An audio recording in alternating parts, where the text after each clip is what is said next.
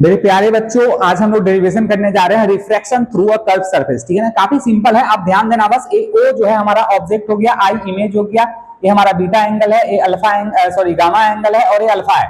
ये नॉर्मल वाली लाइन है भाई, ये इसको आपको गामा बना देना है, बीटा अल्फा, ये सारा डायग्राम आपको पता होना चाहिए। एलियम के बीच में काफी डिस्टेंस जो होता है कम होता है तो नेग्लेक्ट कर देते हैं। सबसे पहले चीज आप देखेंगे ट्रायंगल। आप देखो ट्रायंगल का प्रॉपर्टी हम लोग लगाएंगे, इस वाले ट्रायंगल को हम लोग देख रहे हैं, यानी कि एनआईसी मैंने लिख दिया है यहाँ पे। अब देखिए यहाँ पे क्या हो जाएगा, R plus beta equals to gamma हो जाएगा। यहाँ से आर इक्वल्स टू आप बोल सकते हैं गामा माइनस बीटा बच्चों, ठीक है ना। अब ओएनसी ट्रायंगल में आप देखेंगे तो ओएनसी ट्रायंगल में alpha plus gamma equals to हो जाएगा आई, तो इसको बोलेंगे इक्वेशन नंबर 2, इसको बोला आपने इक्वेशन नंबर 1। स्नेल्स लॉ लगाइए तो ये क्या हो जाएगा आपका mu 1 into sine of I equals to mu 2 of sine of A, आपका हो जाएगा आर हो जाएगा। ठीक है जी। अब साइन स्मॉल एंगल होता है तो ये आपका आई के बराबर ही हो जाएगा, यानी कि mu 1 into I equals to mu 2 into R. ठीक है ना। अब आई की जगह पे वैल्यू डालिए, आई की जगह पे वैल्यू डालेंगे तो ये आ जाएगा mu 1 into alpha plus gamma, ठीक है ना, equals to mu 2 into R की जगह पे लिखेंगे आप गामा माइनस बीटा, आपने लिख लिया, बहुत बढ़िया। अब tan अल्फा निकालिए, तो tan अल्फा आप निकालेंगे, देखिए tan अल्फा निकालने के लिए क्या होगा, पी बाई बी होता है, तो tan अल्फा निकालेंगे पी बाई बी, तो ये हो जाएगा एन बी अपॉन में क्या हो जाएगा, यू हो जाएगा। ठीक है जी। और tan बीटा हम लोग निकालेंगे तो क्या हो जाएगा, एन बी अपॉन में हमारा हो जाएगा भाई v हो जाएगा। और tan गामा जो होगा हमारा, tan गामा क्या हो जाएगा बच्चों, एन बी अपॉन में आर हो जाएगा, जो कि रेडियस ऑफ कर्वेचर होता है।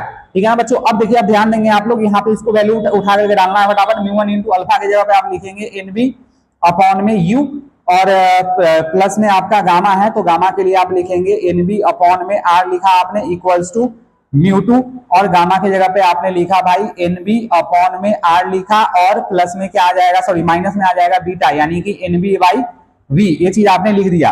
अब यहाँ से N B N B N B N B cancel हो गया, यानी कि म्यू 1 अपॉन में यू और प्लस में म्यू 1 अपॉन में आर हो जाएगा।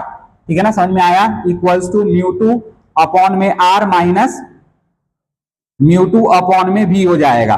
ठीक है ना, इसको इधर लेकर के आ जाओ तो ये आ जाएगा म्यू 1 अपॉन में यू और प्लस में म्यू 2 अपॉन में वी, और इक्वल्स टू हो जाएगा हमारे पास, इक्वल्स टू जो होगा ये होगा म्यू 2 बाई आर, और ये जो है माइनस में आ जाएगा तो म्यू 1 बाई आर हो गया। अब इसको देखिए साइन कन्वेंशन लेते हैं हम लोग, ऑब्जेक्ट यानी कि हमारा 0,0 होता है, यानी कि इससे इस तरफ चलेंगे तो निगेटिव वैल्यू आएगी, तो ये आ जाएगा आपका यहाँ पे माइनस आ जाएगा।